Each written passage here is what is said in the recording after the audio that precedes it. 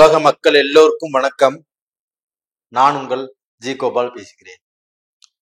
இன்னைக்கு நம்ம பேசக்கூடிய தலைப்பு மாத பலன்கள். மாத பலன்கள் வரிசையில் பிப்ரவரி மாத பலன்கள் துலாம் ராசிக்காரங்களுக்கு எப்படி இருக்கும் அதை பத்தி தான் இந்த வீடியோல பேச போறோம்.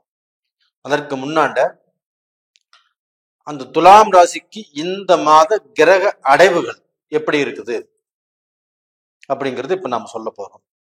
இப்போ ஆல்ரெடி கும்பத்துல சனி பகவான் இருக்கிறாங்க, மேசத்துல குரு பகவான் இருக்கிறாங்க, மீனத்துல ராகு பகவான் இருக்கிறாங்க, கன்னியில கேது பகவான் இருக்கிறாங்க. இது போக உங்களுக்கு தனுசுல சுக்கிரன், செவ்வாய், புதன் அவங்க தனுசுல இருக்கிறாங்க. இந்த சூரிய பகவான் ஆகப்பட்டது ஜனவரி 15ஆம் தேதியே மகரத்துக்கு வந்துடுறாங்க. இப்போ மகரத்துக்கு சூரியன் வரும்போது மகர சங்கராத்திரி சொல்லுவோம், அதாவது தமிழ் திருநாள். அப்ப டோட்டலா பாத்தீங்கன்னா இப்ப அந்த தனுசுல இருக்கக்கூடிய அந்த சுக்கிரன், செவ்வாய், புதன், இப்ப இந்த புதனாகப்பட்டது ஃபர்ஸ்ட் ஹாப்லயே மகரத்துக்கு போயிடுறாங்க. அப்ப அந்த புதனும் சூரியனும் ஒண்ணு சேர்ந்துடுறாங்க. ரெண்டாவது பிப்ரவரி 6ஆம் தேதி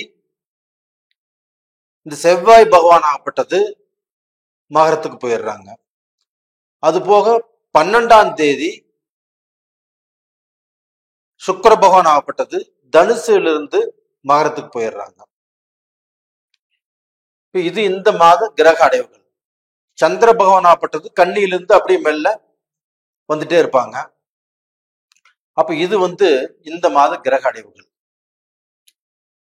அப்ப இந்த மாத கிரக அடைவுகள் ஆகப்பட்டது எங்களுக்கு எப்படி இருக்கும் அதைத்தான் நீங்க இப்ப ஆவலோடு தெரிஞ்சுக்க இந்த வீடியோ பாக்குறீங்க. அதற்கு முன்னாண்ட நீங்க எல்லாருமே எனக்கு அதிகமான ஊக்குவிச்சு எனக்கு அதிகமான சப்போர்ட்டுங்கிறது பண்ணி இந்த சேனலை பார்த்து நிறைய பேர் சப்ஸ்கிரைப் பண்றீங்க, நிறைய பேர் உங்களுடைய ஜாதகத்தை அனுப்பிச்சு என்கிட்ட விளக்கம் கேட்டுக்கிறீங்க. உங்க எல்லாத்துக்குமே என்னுடைய மனமார்ந்த நன்றிகள். அப்ப இந்த துலாம் ராசிக்காகப்பட்டது ஃபர்ஸ்ட் பாயிண்ட், துலாமுடைய ராசிநாதன் யாருன்னா சுக்கிர பகவான். இப்ப இந்த சுக்கிர பகவான் ஆகப்பட்டது எப்பவுமே நல்லா இருக்கணும்.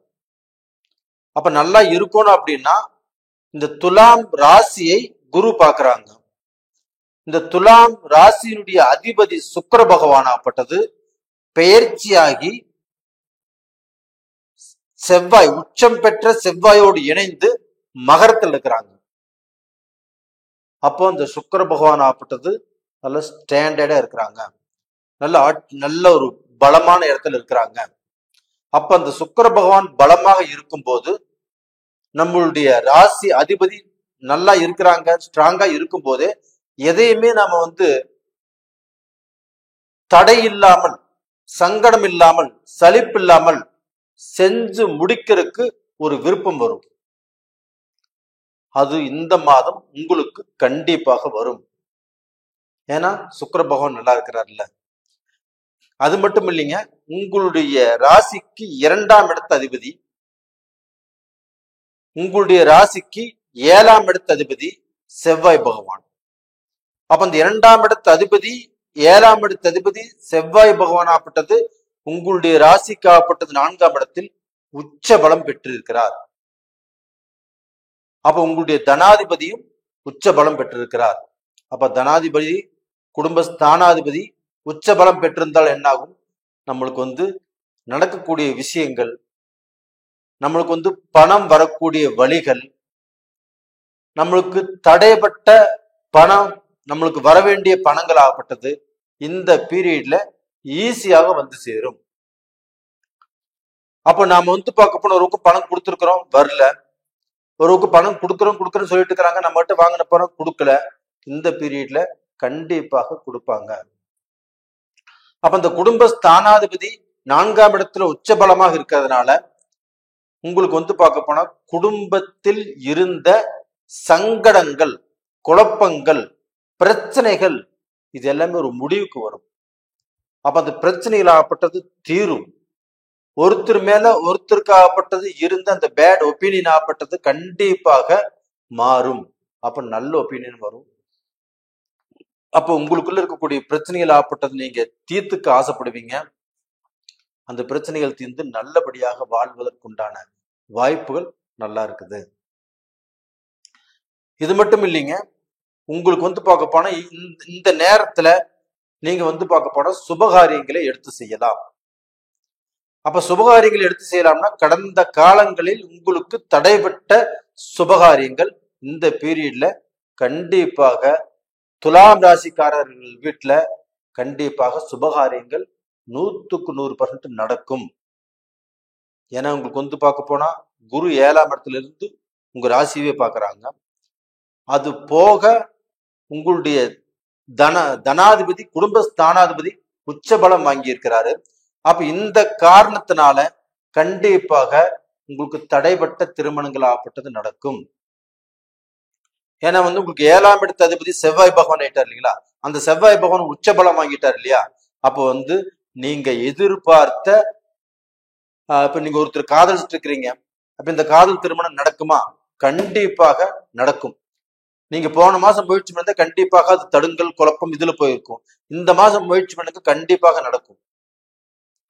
அப்ப உங்களுக்கு ஒரு இடத்துல பொண்ணு கேட்கறீங்க, அந்த பொண்ணு நம்மளுக்கு கிடைக்குமா? உங்களுக்கு அந்த பொண்ணு மேல ஆசை இருக்குது, அந்த பொண்ணு கிடைக்குமானா கண்டிப்பாக கிடைக்கும். இல்ல கடந்த காலத்துல பொண்ணு கேட்டு விட்டுருக்கிறீங்க, அவங்களே பார்க்க போனா இன்னைக்கு பொண்ணு தரக்கு முன்னாண்ட வரக்கூடிய வாய்ப்புகள் இருக்குது. அப்ப அந்த பொண்ணு கேட்டோ இல்ல மாப்பிள்ளை கேட்டோ அது உங்களுக்கு சிறப்பாக நடக்கக்கூடிய வாய்ப்புகள் இருக்குது. 7ஆம் இடம் என்பது பார்ட்னர்ஷிப். அப்ப உங்களோட பார்க்க போனா பார்ட்னராக தொழில் செய்யறவங்க கண்டிப்பாக நல்ல முறையில் செஞ்சுட்டு வருவாங்க. சங்கடம் சலிப்பு இருக்கிறவங்க அந்த சங்கடம் சலிப்புகள் தீர்ந்து மறுபடியும் ஒன்னா சேர்றதுக்கு வாய்ப்புகள் இருக்குது. இல்ல சங்கடம் சலிப்போடு இருக்கிறவங்க நல்லபடியாக பிரிஞ்சு போறதுக்கு வாய்ப்புகள் இருக்குது. இதெல்லாம் நல்லா இருக்குது. அப்ப டோட்டலா பாத்தீங்கன்னா உங்களுக்கு பார்க்க அந்த சூரியனோடு புதன் சேர்ந்து இருக்கிறதுனால அந்த புதனாகப்பட்டது உங்களுக்கு பார்க்க போனா 9ஆம் இடத்து அதிபதியும் 12ஆம் இடத்து அதிபதியும் கூட அந்த புதனாகப்பட்டது சூரியனோடு சேர்ந்திருக்கிறாங்க. அப்ப அந்த சேர்ந்து இருக்கும்போது என்னன்னா அந்த புதாதித்ய யோகம் அப்படிங்கிறது ஒண்ணு உருவாகுது. அப்ப அந்த புதாதித்ய யோகத்தினால கண்டிப்பாக உங்களுடைய வாழ்க்கையில ஒரு நல்ல பலன் நடக்கவிருக்கிறது.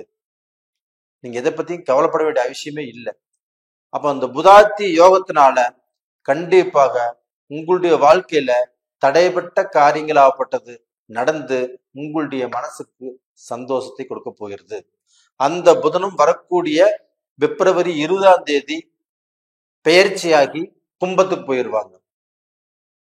அப்ப டோட்டலா பாத்தீங்கன்னா உங்களுக்கு புதன் பெயர்ச்சியை போயிட்டாங்க. அந்த புதனுக்கு பின்னாண்டே புதனுக்கு முன்னாடியே பிப்ரவரி 15ஆம் தேதி அந்த சூரிய பகவானும் பெயர்ச்சியாகி கும்பத்துக்கு போயிடுறாங்க. அங்கேயும் புதனும் சூரியனும் ஒன்னாத்தான் இருக்க போறாங்க. அப்ப இந்த புதாதித்ய யோகத்தினால துலாம் ராசிக்கு வரக்கூடிய பிரச்சனைகளாகப்பட்டது தடைபட்டு யோகங்களாக மாறும். அப்போ உங்க வாழ்க்கையில நீங்க இடம் விட்டு இடம் மாறி போறதும், இடம் மாறி போய் ஒரு காரியங்களை செய்யறதும், தொழிலுக்கோசரம் முயற்சி பண்றதும் இது எல்லாமே நல்லபடியாக நடக்கும். அப்ப கவர்மெண்ட் ஜாப்ல ஒரு பிரச்சனை, அந்த கவர்மெண்ட் ஜாப்ல அந்த பிரச்சனைங்கிறது கண்டிப்பாக நல்லபடியாக முடியும். அது பார்க்க போனா அந்த பிரச்சனைகள் உங்களுக்கு சால்வ் ஆகும். பிரைவேட்ல உங்களுக்கு வேலையில பிரச்சனை அதுவும் தீரும். அப்ப எல்லாமே நல்லபடியாக முடியும். அப்போ உங்களுடைய ராசி சித்திரை நட்சத்திரம், சுவாதி நட்சத்திரம், விஷாக நட்சத்திரம், இந்த 3 நட்சத்திரங்கள்ல தான் உங்க ராசி பிறந்திருக்குது. சித்திரை நட்சத்திரம் செவ்வாயுடைய நட்சத்திரம். அந்த செவ்வாய் பகவான் ஆகப்பட்டது உச்சம் பெற்று லக்னத்துக்கு உங்களுடைய ராசிக்கு 4ஆம் இடத்துல மகரத்துல அருமையா இருக்கிறாங்க. உங்களுக்கு 2ஆம் இடத்து அதிபதியும் கூட 7ஆம் இடத்து அதிபதியும் கூட. அப்ப அந்த செவ்வாய் நல்லா இருக்கிறதுனால கண்டிப்பா நீங்க நல்லா இருப்பீங்க. அந்த செவ்வாய்னால குடும்பம் நல்லா இருக்கும். உங்களுக்கு பார்க்க போன தடைப்பட்ட காரியங்கள் நடக்கும். அதுக்கு அடுத்தது ஆகப்பட்டது சுவாதி நட்சத்திரம், ராகு பகவானுடைய நட்சத்திரம். இந்த ராகு பகவானும் உங்களுக்கு 6ஆம் இடத்துல இருக்கிறாங்க. அப்ப இந்த 6ஆம் இடத்தில் இருக்கக்கூடிய அந்த ராகு பகவான் ஆகப்பட்டது கண்டிப்பாக உங்களுக்கு தொலைதூர பயணத்தால் வெற்றி, மேலை நாடுகளில் வெளிநாடுகளில் தொடர்பு கிடைக்கும், வெளிநாடுகள் மூலியமாக நீங்கள் பார்க்க போனா பணம் சேர்த்தலாம், இல்ல இங்கிருந்து அங்க வேலைக்கு போகலாம், இது மாதிரி வாய்ப்புகள் கண்டிப்பாக உருவாகும். அதுக்கு அடுத்ததாகப்பட்டது சுவாதி நட்சத்திரம், விசாக நட்சத்திரம். அப்ப அந்த விசாக நட்சத்திரம்ங்கிறது குரு பகவானுடைய நட்சத்திரம். அப்ப அந்த குரு பகவான் ஆகப்பட்டது உங்களுடைய ராசியவே பார்க்கிறார். அப்ப உங்களுடைய ராசியை பார்க்கறதுனால கண்டிப்பாக உங்களுக்கு பரிபூர்ணமான ஒரு நல்ல அமைப்பை கொடுக்கிறாரு. அந்த துலாம் ராசிக்கு குரு பகவான் எதிரியாக இருந்தாலும் அதனுடைய பார்வையாகப்பட்டது துலாம் ராசி மேல விழுகிறதுனால உங்களுக்கு எந்த கஷ்டங்களும் வராது, எந்த பிரச்சனைகளும் வராது, எந்த பிரச்சனைகளுக்கும் நீங்க ஆளாக மாட்டீங்க. இது போக நம்மளுக்கு ஏதாவது நோய் நொடிகள் பிணிப்படைகள் வந்துருமா அப்படின்னா துலாம் ராசியை பொறுத்த வரைக்கும் பெரிய நோயோ நொடியோ எதுவுமே வருவதற்கு வாய்ப்பு இல்லை. சின்ன சின்ன பிரச்சனைகள் ஆப்பட்டு வரும், போகும், ஒன்றும் செய்யாது. அது போக இது இப்ப 28 நாட்கள் தான் பிப்ரவரி மாசத்துல. இந்த லீப் இயர்ங்கிறதுனால 29 நாட்கள். இந்த 29 நாட்களையும் பயன்படுத்தி நீங்கள் நல்ல வாழ்க்கையை ஆரம்பித்து நல்லபடியாக இருக்க என்னுடைய ஆத்மாத்ம வேண்டுகோள். நேயர்களே, இந்த பதிவு உங்களுக்கு பிடிச்சிருக்குன்னு நினைக்கிறேன். பிடிச்சிருந்தா லைக் பண்ணுங்க, சப்ஸ்கிரைப் பண்ணுங்க, ஆல் அப்படிங்கிற பெல் பட்டனை பிரஸ் பண்ணிக்கோங்க. உங்களிடமிருந்து விடைபெறுவது உங்களின் ஜி கோபால். நன்றி, வணக்கம்.